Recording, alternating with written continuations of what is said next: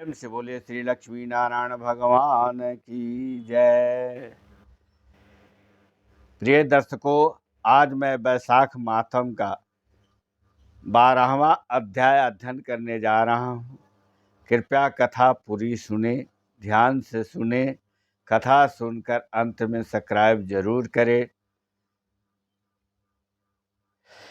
मैथिली कहने लगे कि हे ब्राह्मण, आपने कामदेव की स्त्री रति का वर्णन किया और उसकी अक्षुण्य व्रत धारण करने की कथा भी मैंने सुनी। अब कृपया करके यह बतलाइए कि इस व्रत की विधि क्या है।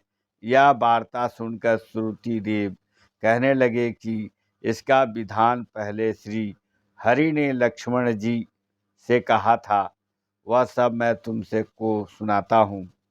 इस व्रत के करने से श्री लक्ष्मीपति भगवान प्रसन्न हो जाते हैं। श्रावण शुक्ला द्वितीया को इस व्रत को धारण करना चाहिए।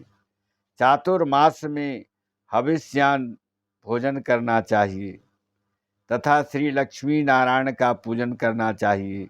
चातुर्मास से व्यतीत होने पर विधिवत इसका पालन करना चाहिए।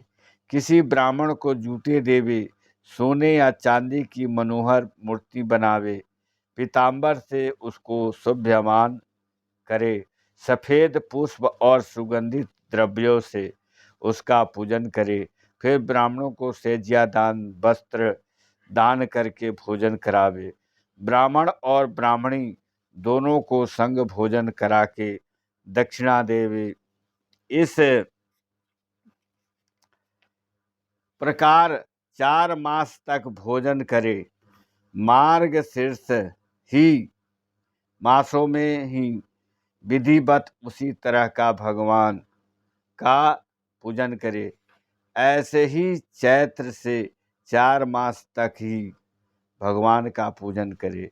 जिनको सुनकर ही ऋषिगण पूजते हैं, उन भगवान की स्तुति के और इस व्रत को आषाढ़ शुक्ला द्वितीया के समाप्त कर देवे और ओम नमो नारायणम नमः इस मंत्र से हवन करे।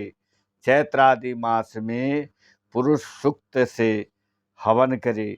मार्गशीर्षादि मास में विष्णु, गायत्री, नारायण, विद्महे इस मंत्र से हवन करे।